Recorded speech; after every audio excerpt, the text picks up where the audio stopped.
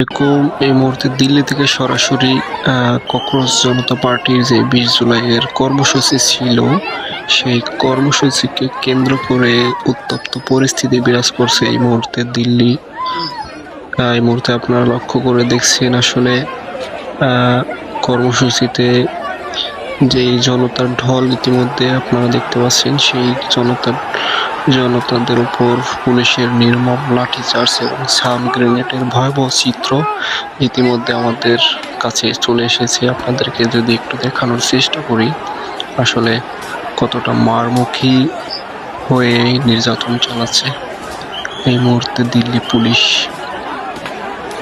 দর্শক, আমরা যদি 2024 সালের জুলাই গণ অভ্যুত্থানের কথা মনে করি, বাংলাদেশের যে শেখ হাসিনা সরকার কিভাবে পালিয়েছিল সেই কথা যদি মনে করি, আমরা আসলে অনেকটা ভয়াবহ চিত্র এমনটাও হতে পারে এই মুহূর্তে দিল্লিতে, যেই পরিমাণে সহিংসতা এবং রণক্ষেত্র পরিণত হয়েছে দিল্লি।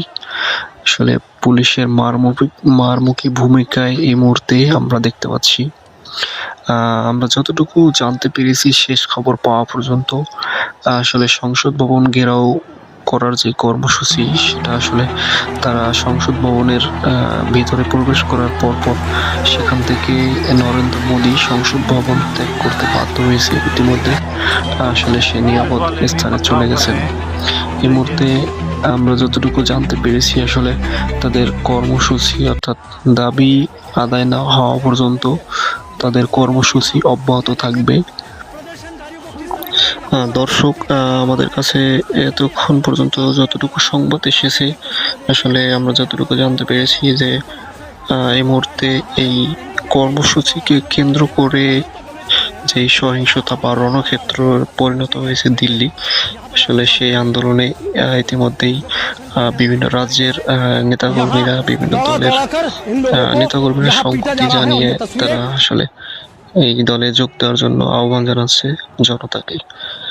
সেই সাথে আমরা আরো যতটুকু জানতে পেরেছি আসলে বিভিন্ন চিত্রশিল্পীরাও এই আন্দোলনের সঙ্গে সংহতি জানিয়ে তারাও অংশগ্রহণের জন্য আসলে তাদের সাথে এই মুহূর্তে আলোচনা করছেন এবং সেখানে যুক্ত হয়েছেন। বিভিন্ন রাজ্য থেকে আসলে এই সহিংসতা ছড়িয়ে পড়ার একটা আশঙ্কা রয়েছে। ইতিমধ্যেই কয়েকটি রাজ্যে এই ধরনের সহিংসতায় রূপ নিয়েছে বা আন্দোলন আরো বেগবান হওয়ার যেই একটা পরিস্থিতি, আসলে সেটাই লক্ষ্য করা যাচ্ছে।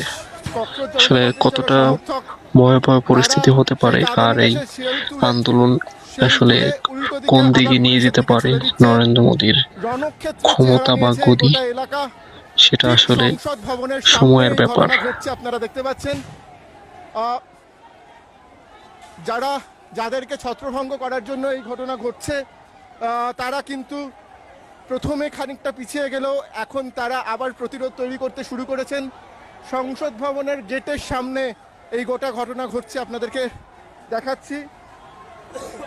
তীব্র কাঁদানে গ্যাসের গন্ধে আমরাও এখানে দাঁড়াতে পারছি না, কিন্তু দিল্লির সংসদ ভবন, পার্লামেন্ট ভবনের সামনে এখন কার্যত রণক্ষেত্রের চেহারা, সেই ছবি আপনাদের সামনে তুলে ধরছি।